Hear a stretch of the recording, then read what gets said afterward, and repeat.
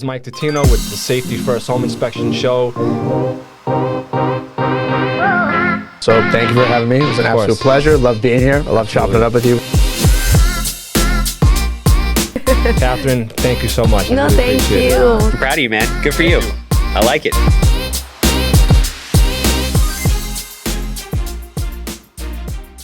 So this is a Safety First podcast show.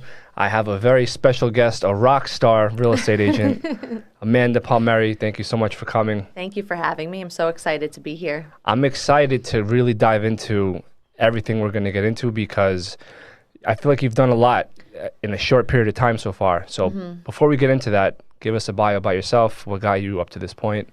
A bio about myself.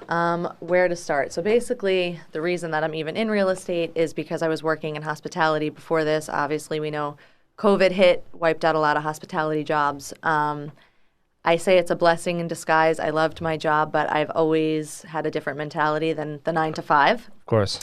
So it was kind of like God's way of putting me into this career path. I studied over quarantine, got licensed, and then kind of just took off, met amazing people, and have been given amazing opportunities. So I love it so far. So being that you're a new agent, I saw one of your episodes. I think it was 50 homes, right? 50?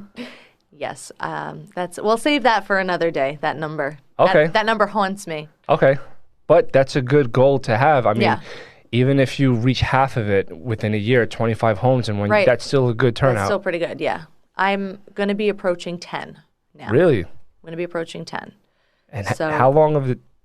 I'm not in a year yet. November will be a year. Wow. So I'm going to try 10 already. I'm going to try to get another 10 by November. That's what I said. That's very impressive. Yeah. So you have 10 now.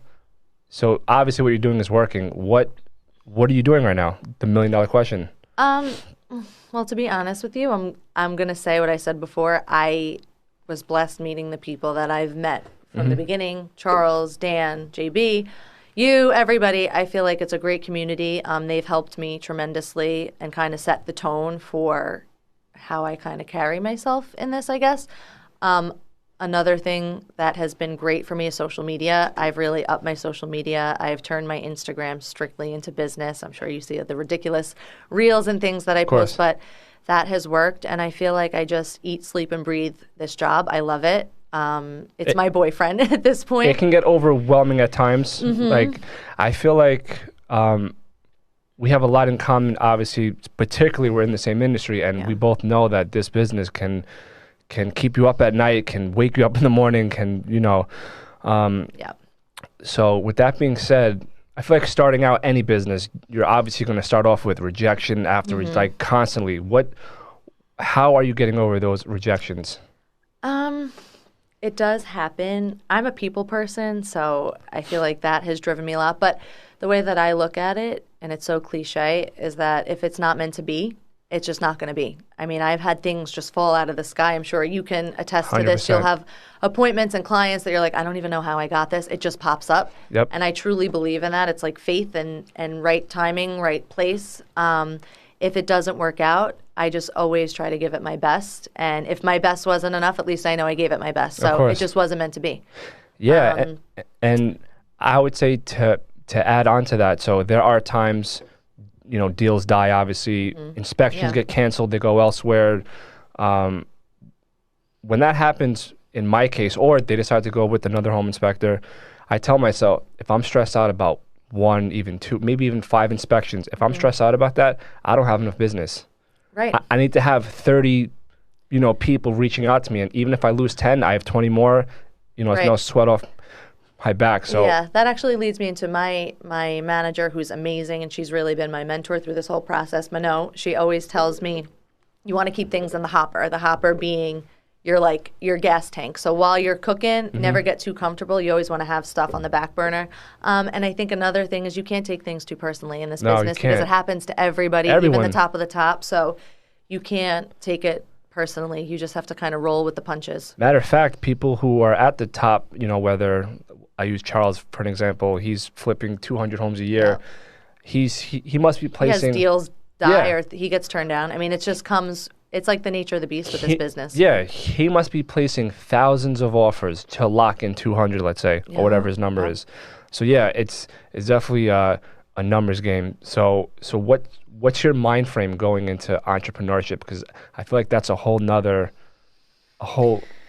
it's like a lifestyle. It is a lifestyle. I don't know. I feel like it's something that you either have or you don't for most people, and you have to absolutely love it. And that's my mindset. Every day I get up, I love what I do, and it's constant creativity. So the job is never the same, whereas a 9 to 5, I was sitting there. There was a cap on what I could do. I'm only going to make X amount. I control my lifestyle now. So it's a mindset. It's waking up every day. It's being consistent, but the opportunities are endless. And I think you really have to have like the stamina and the drive for it, because it can get tiring. I said, I think I shared a meme a couple weeks ago that says, I quit my 9 to 5 to have more freedom. And now my, hours are like 7 to 12 at night. Yeah. But I love it. Yeah. I wouldn't change it, but you have to have that mental like fortitude for it, because it's exhausting. Yeah, there's another similar meme. It's like, 40-hour work week. I remember when I worked part-time. Right, exactly. Yeah. Yeah, speaking of memes, which we'll get into it. Listen, we can't jump ahead. We'll get into it another time, but that is on, so, and the good thing about what you do, I feel like you have an advantage, because you had mentioned you have a background in marketing too. Marketing, yeah. So my journey has been very all over the place. So I graduated Which is with fine. a marketing degree straight out of college. I worked in mortgages, actually. So I did a little like loan processing, like assistant loan processing. I did HR. I've done marketing. So I have backgrounds in a lot. But as great as those jobs were, I never felt fulfilled, which led me to my last career, hospitality, which was a little more geared towards the creative side. But again, very structured, because you used to have to commute. It was a nightmare. It was a nightmare. So Definitely. Everything led me to this point. I'm grateful for all of my opportunities, but I know that this is where I'm Of meant course. to be. Yeah, it's so funny, because everything you're saying, I literally have my own version of what happened. So in my case, I bounced around in my 20s. I was a union carpenter for 6 years, graduated the apprenticeship. Then I was a contractor, and I learned from both industries, but like you said, for me, it just wasn't fulfilling, I feel like. And then this September will be 2 years having my home inspection license. And this is something that's finally, I feel like, is taking off, that I love doing, that I'm passionate about. And it took years, though, to get to that point. Of course. So any entrepreneur out there, I feel like we're all guilty of wanting immediate results. The minute you get your license in any department or whatever line of work it is, you want the clients, you want the accolades, but you underestimate how much work it takes. Right. I mean, I have people ask me that too. Not saying there's people who are doing far better than I am, but some people are like, Amanda, like, how did you, like, I thought it was going to be easier, and it's not. No, like, you can't, and this is not a part-time thing, and I always said, like, I have to go full force into it. Luckily, I've been able to do that, but it's not a part-time gig. You have to dedicate your whole being to this to really see traction. Yeah, there's been dozens of times where when I first started out, I was going to open houses, networking, and I could just tell when I'm passing out my cards, this realtor's never going to call me ever. Right. But you got to keep. You got to just keep being persistent. Keep doing it. And you have to just not care. Like, even with social media, I was never really putting my face out there or doing videos. Charles really got me into that. I hated it at first, but people now, like, I even saw someone out at a restaurant a few weeks ago, and I didn't know them. They came up to me like, oh, my fiance and I watch your videos, or we came across a video of you on Facebook. And it's like these little things that I don't think are really working. It makes an impression with people. So you have to step out of your comfort zone. That's something a lot of people are not willing to do because they care too much what people think. Speaking of social media, that's definitely how we met, because either you were on Handsome's podcast. Right. I feel like with him, he's actually connected me with a few like he'll tell me specifically, reach out to Amanda. I just brought your name up, or whoever else it was, and I think I reached out. I don't even remember. Or maybe vice versa. Yeah, I think he did the same thing. He's like, oh, this is an inspector you're going to want to work with. Yeah, yeah. And now we've done a few deals together. You're my go-to. Mike's great. He always answers very last minute. You have to. And gets the job done very efficiently. So. No, of course. Thank you. Thank you. And so since you're utilizing social media, what advice do you have for people? I guess we could say realtors specifically, because every home inspection I go to, I can't tell you how many realtors don't like social media. They don't being on camera, stuff like that. Are we segueing into our topic not yet? Of choice? Okay. Not yet. My advice for social media. Listen, everyone's different. Everyone has a different personality. So I would say that's what needs to come across in your social or on your social media, and putting a face to the name. I know a lot of people will message me and be like, "Oh, you're so good at talking," and I'm not comfortable with that. You have to get over that barrier, and people have to see a face, because real estate is a very like people person business, and if people just see a tip or a meme and just like, let's segue into it. You know what? Let's just do it. We have to segue into it. This is it. So, yes. So that's great advice. You have to put your face on your social media, whether it's a video, picture. Bring value. You have to bring 100%, value. yes. So the next topic, which I'm going to jump ahead. Yeah, might as well jump ahead. Yeah. So where do I even start? How do we say this? How do we say this? In a nice way. Correct. So there's realtors out there, I feel like they post, we'll call it cringe content. Cringe. It's just cringeworthy. And I don't want to be mean. This but is it's to just help the you truth. guys, though. This isn't criticizing. This is Right. just constructive criticism. But we see memes or like half-assed right. work. Yeah, so I'll put it this way, just to be nice. So people will post things like they'll post, oh my gosh, I don't even know how to say it, a picture of an inanimate object, and then they'll have like a novel written underneath. Yes. That if you have more than 20 lines, Yeah. I'm scrolling past it. Yeah, of course. And chances are it's not going to resonate with me because I'm not going to read it. And the image is just, people are very visual, which is why Instagram has Reels. They make it user-friendly so that you can bring out that creative aspect. But we always say this, like, people wonder why they don't get engagement, but you're posting things that people don't want to engage with. Like, prime example, someone will post pictures of different paint colors. And Yeah, what is the word for that? There's a specific word. This year's paint color is no one cares. And you can get it, and these pictures are literally snapshotted from like Google. And then they post it, and like you said, they'll have 20 paragraphs. Did you know 17% of buyers? And not only is that long, but I don't know how you feel. That's impersonal. When it looks like you copy and pasted a caption, that is why people aren't connecting with you, because it's copy and paste. It's not you speaking. Right. So I don't really know how to remedy this problem. I have a solution, which I've actually told one realtor in particular who's brand new. I'm not going to say this person's name, but they were posting that type of content, and I messaged them. I was like, look, this is good information. Make a video About it. Even if you put your own little twist in it and say, you know, did you guys know that whatever it is, which is my signature line. Right. Just like put your face on there. But, you know, some people, I guess they're not over the hurdle of putting themselves out there, Right. which hurts your business. It does. It really does. So you have to get personal with your page, because people go on and they're looking for you. Of course. Yeah. Whether I encourage people too, you know, if you're into fitness, post, you know, your lifestyle or cats, dogs, cooking, traveling, whatever it is. You have to diversify it a little bit. I remember I posted something that wasn't just tips, and someone's like, oh, finally we see something else other than the business, which is important too. If you go on vacation or if you do something like that, people want to see that you have a life too outside of just your business. And what's worked for me, like you said earlier, is adding value. Every video I post, you never hear me say, call me up and hire me, and just, I want business out of it. I post, guys, look out for this. Do whatever you want with it. You can go elsewhere if you want. But naturally, they don't. They just, you know, they gravitate towards They gravitate towards me because I'm not looking for anything in return. I mean, I know people say the best compliment is a referral.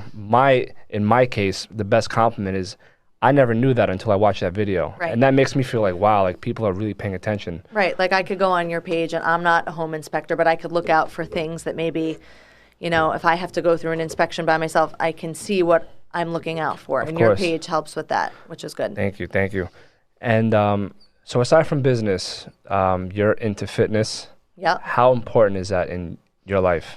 Or what got you into fitness at first? I mean, I was a cheerleader since I was 5 years old, which a lot of people might say the cheerleading's not a sport.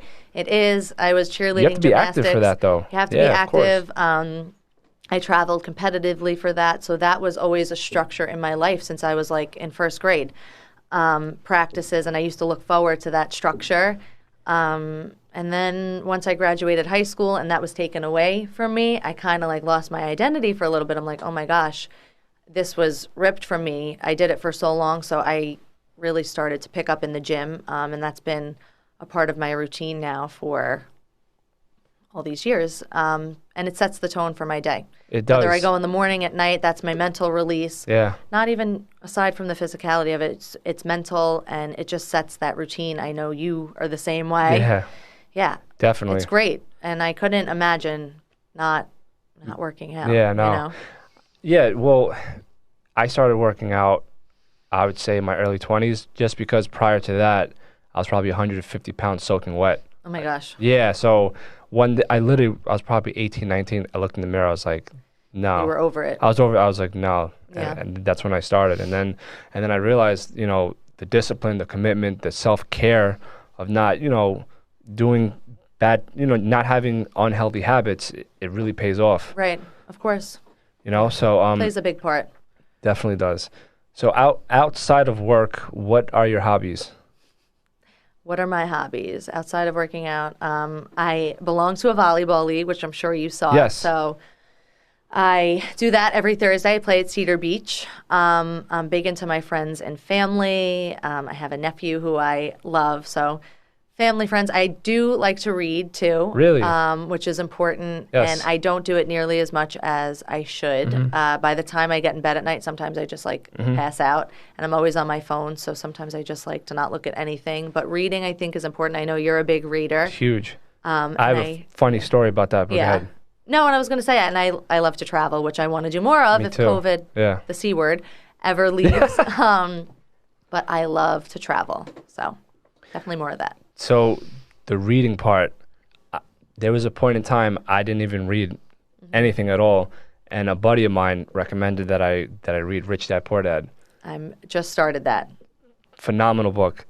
And since I was commuting into Manhattan every day, I started utilizing That the time. commute to read. Right. Instead of BSing on my phone or sleeping, I thought, you know what, let me just read 10 pages going Right. in, 10 pages coming back home. Right. I had a 45, 50-minute commute. I read that book, and I was just like, wow, that's a lot of useful information. What else is out? And then my mind started going, what other books can I start reading? Then I read Think and Grow Rich, and I started reading all these self-help development books. And eventually, when I was in the union around the holiday season, work had slowed down. Right. But by that time, I'd read so many books, my mind was in a different space. And then I was like, you know what? It's time to start my own path as an entrepreneur. Just because from my reading. friend told me to start reading. Wow. And then it just started compounding after Wow. that. See, I'm weird. So my ideal book, and people wouldn't, I like stories that take place in historical settings or periods of time. But now that I'm an entrepreneur, I did start Rich Dad Poor Dad. I'm not too far into it yet, so I know it's probably going to pick up, and I'm going to get some good nuggets from it. Definitely. But self-help books, those are always very important, especially for entrepreneurs.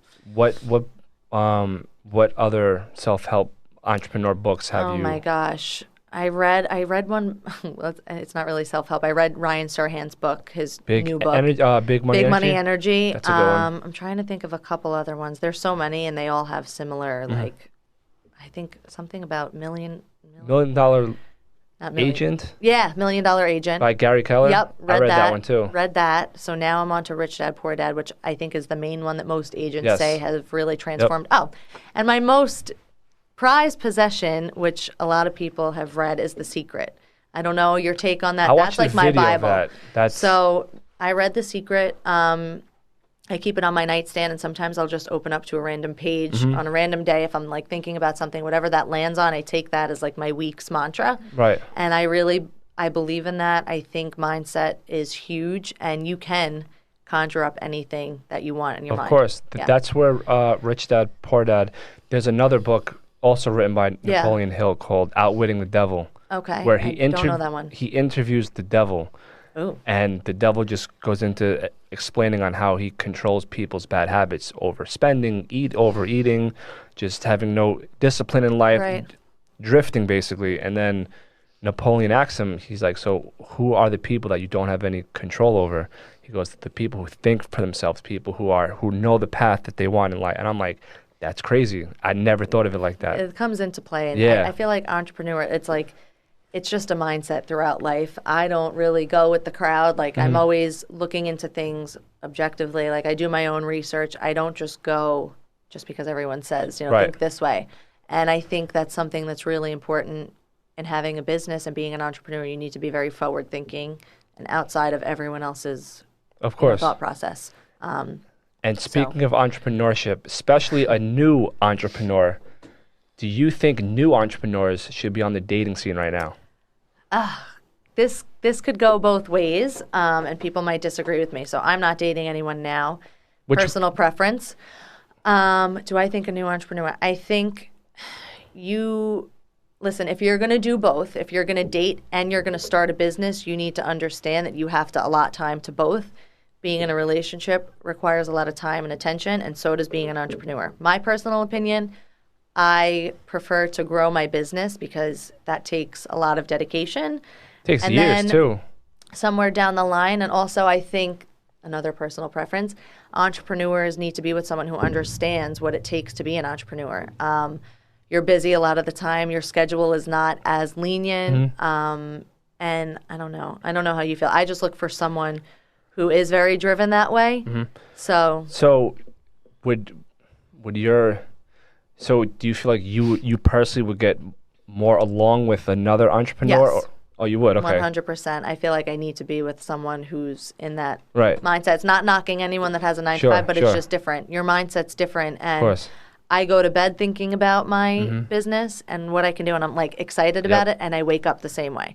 So I don't want someone to take that personally. I'd rather have someone that's kind of along for the ride and they're doing the same thing because there's a commonality there. And you understand too. Like, I would understand. I've dated entrepreneurs before, and when I was in a 9-to-5, I didn't understand, and I would get like upset and not understand why their attention was so on this phone or what. And now that I'm in that position, I'm like, I get it, and it makes sense, and I understand it. So that's kind of, I think, what I would look for. Yeah, that's for me personally, because I went through it when I first started out as an entrepreneur. In my case, I wasn't making consistent income. You have to chase and chase until you have enough traction, and then the business build up. Exactly. So for me personally, I think someone who's single, who's starting out, should build their business first, because let's face it, man or woman, it's tough to be with someone who's not financially stable, especially in our age group. I just feel like you should go through those hurdles on your own first, until it's built up to a point where now you can control it, and the business will always be there, and now you can kind of... You can pull back. Yeah. You probably noticed this too. You could take one day off, whether you're sick, you're on vacation. Like, even when I was on vacation a couple weeks ago, I was still working, because the second that you kind of roll back, people notice, and it's almost like I remember I dated someone, and he's like, if I don't work, I don't get paid. And that's exactly what it is. Like, you can't really afford to take time off. Yeah. So I went on a date. So I've been seeing someone lately. I've told you about this person. Me about this, yeah. We went on a date last week to the museum in the city. Literally, the timing couldn't have been worse. I parked my truck. We're walking in, and my phone just going nuts. Blowing up. But it's during the date. Like you said, I took like a Tuesday off to have just a personal day. Right. Technically during business hours. As we're like walking in, my phone just going insane. People need me to schedule. I'm like... It's ridiculous. I looked over at her. I said, listen, as you know, this is what dating me is like. Yeah. And you know what? The person needs to be in the understanding. Like, I think right now for me, I don't know if someone would be as understanding. That's not an entrepreneur. Like, one of the houses I just sold, I did an open house for them, and my sellers that I just met wound up wanting me to stay for dinner and enjoy like time together. And I couldn't really do that if I was dating someone. It wouldn't be fair. So it's like, I like my freedom at this point, and I don't know, it would take somebody who kind of has a similar mindset to me to make me change that. I was in the same mind frame. Just, I like my freedom. I feel like now I've had enough of it. I'm not saying just when you date someone, your freedom's gone. I'm not saying that. No, it takes the right person, though. Yeah. It takes the right person. Of course. But I feel like now when I have downtime, I can do things that are not just about me. About balance. So that's where I'm at now, personally. That's amazing. But I hope to be at that point. you will be. At You some definitely point. will be. Yeah. But it goes back to what I said. For me, it took years to finally To get to that point. to finally know that my phone's humbly speaking, my phone's gonna ring. No matter what. I don't want to say no matter No, but what. I know what you mean. Like, if you take that couple of hours, you're not going to suffer because of No. it. And I'm not at that point yet. I'm getting busier, thank God, knock on wood. Take it all. Take everything. But I'm never complacent. So just because I could have a really, really crazy week, like, those things could die. Like, I've talked to top agents that have had four potential listings to nothing because things just fell apart. Yep. So that's our business, and we have to keep that in mind. You could never be too, I don't know the word, like confident, because that could all be wiped away. Of course. And so what's the long-term plan? 5-year, 10-year plan? Oh my gosh, I hate this question. To just keep setting goals, and I always overset goals for myself, and I'll use a crazy number like 50 in a year for a new agent. Obviously, we know nothing's impossible, but it's hard. A lot. But I set those goals for myself. I want to be stable myself, financially stable, take care of myself, and just keep growing my business, I would say. And that's really it. Just get to the point where I can, I guess, be like you, where my phone's ringing and I don't really have to work so much for it. I'll always be working, but I would say just grow my business, keep setting goals, and keep accomplishing. Let me tell you, one of the best things I've done for my business, this is like 2 weeks ago, I finally got an assistant. I know you had said it. That I is was the telling you best to thing. do that. Yeah, that's the best thing. And it just benefits so many ways just because, in my line of work personally, when I'm doing inspections, people still call me. They want to schedule me. Right. I don't want to lose business because I'm not available to, So will you be bringing on a team? I know you were talking about another licensed person. Correct. So they're in the process of getting their license now. Okay. But that alone is another process because now I have to train them for months. Right. And they have to shadow me for months at a time because it's a serious thing. I've been blessed with having the problem now of not being able to reach the demand of safety first right now. That's amazing. Thank you. Congratulations. Thank you. Well earned and well deserved. Thank you. Oh, if people only knew the stuff I know, and I feel like I get questions like that too, like, oh, how did you get that? Or, you must be lucky, or things like that. I'm like, and listen, I'm not, like I said, but I'm busy for a new agent, and it's not luck. Sometimes it is luck. It's right place, right time, but you have to be so dedicated. It's everything. It's like mailers and putting yourself out there and follow-ups, which we won't even get into follow-ups with you. I had a broker interview me on camera just about my follow-up process. I can't wait to post Your it. signature line is that you will follow up till one of you guys is dead. Yep. Till one of us dies. Yep. I got that from contracting actually, because I used to follow up. So people would call us up, and I'd go there on an estimate, take measurements, write material, everything, do everything. Give them a price, email them the quote, and they'd ghost me. I was like, there's no way I did not waste all this time. And that's where I started following up. And I actually locked in jobs that way too. It just, they weren't ready then. You have to stay top of mind. I've had people reach out to me because I sent out a monthly email blast, and someone was like, oh my gosh, like almost like they forgot about me. I'm looking to sell, or my so-and-so is looking to sell, and that's how I pulled them in. Wow. So it's like all these little things, and there's so many moving parts, and you're amazing that you could have an assistant right now, because sometimes she helps so much. The administrative stuff gets to be the hardest. And you get buried in it. And the follow-ups and the emails and, Because what'll happen in my case, if I'm doing, let's say, 2 home inspections, I get home at night. Now I have to, like you said, I have to now do all the back end work and I'm up all night now doing things I need to outsource. So by the time I get home, the clients are taken care of. Everything's on top, she's on top of it. So. Or it's like adding all of these people and your contacts to the base. And then, for realtors, you want to make sure you're following up and reaching out to them at holidays and checking in with them. And that's all stuff that is clerical. And it doesn't seem like it takes a lot of time, but it does, especially when you have deals going on and your phone's ringing, and it's a lot. Definitely. Yeah. So with that being said, I'm definitely looking forward to seeing your journey Thank you. Unfold and grow and prosper and everything. So last but not least, how can people get a hold of you, reach out if they're looking to buy or sell? Okay, so there's a couple different ways. I would say follow me on social media, which is just my name at Amanda Palmeri. And then, I don't know, can I give out a number here? Yeah. Can we do that?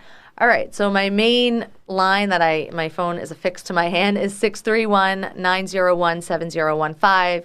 Text me, call me. That's the easiest way to reach me. And then from there, we can work together. Amanda, thank you so much Thank for you, coming on Mike, the show. for having me. This was awesome. Absolutely.